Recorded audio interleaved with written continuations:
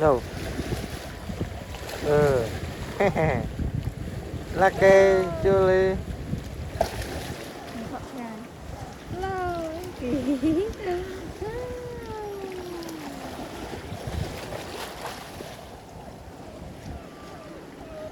khổ chân vì đèn này mà lấy dùm một cái tế à ok sweet rồi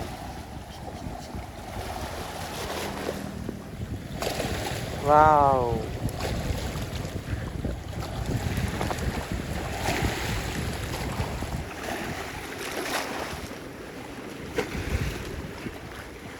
thợ băm đâu bỏ giật đi cho tôi chùm lót từng cái này đấy đấy đấy tôi phải coi là xem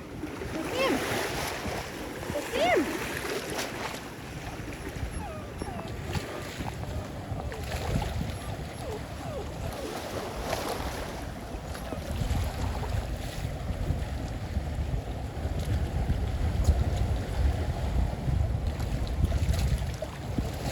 cho te vào